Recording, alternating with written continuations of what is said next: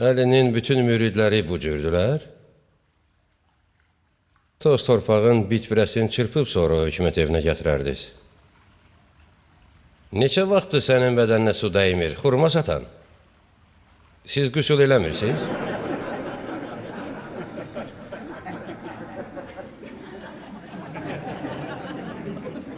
Əvvəla torpaq pak edicidir və su olmayanda torpaqla da paklanmaq olur. İkincisi, bu dünyada bit-birə qanımı içsə, qəbirdə cəsədimi ilan və əqrəblərin sancmasından yaxşıdır. Üçüncüsü, bu haramzadələrin xasiyyətidir ki, düşmənlərini təhqir və töhmətlə əziyyət eləsin. Yoxsa mənim nə toz torpağım, nə də bit-birəm var.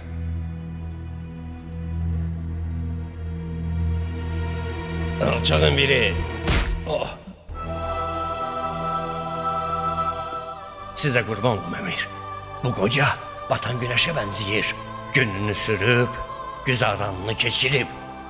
Onunla mübahisə eləməklə mübarək ağzınızı yorarsınız. Heyif deyilmi ki, onun kimi biri ilə mübahisə edəsiz? Onu rəzil bir ölümlə öldürəcəm.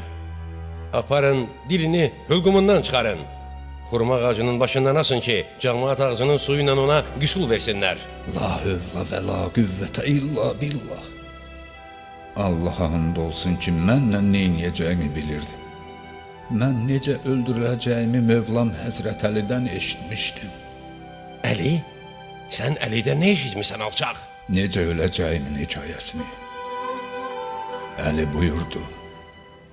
Meysan, sən əxlaqsız bir qadının oğlunun əli ilə həlak olacaqsan. Dilini kəsib səni əvvəlcədən ruzisindən yediyin ağacın budağından asacaqlar.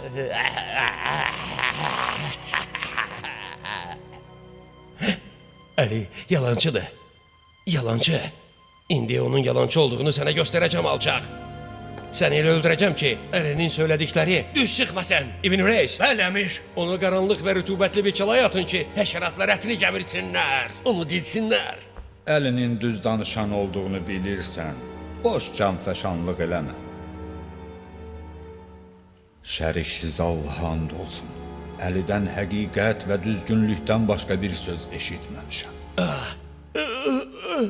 İbn Reis. Ağzını yum. Gözümün qabağından uzaqlaşdır. Tərpənin görüm.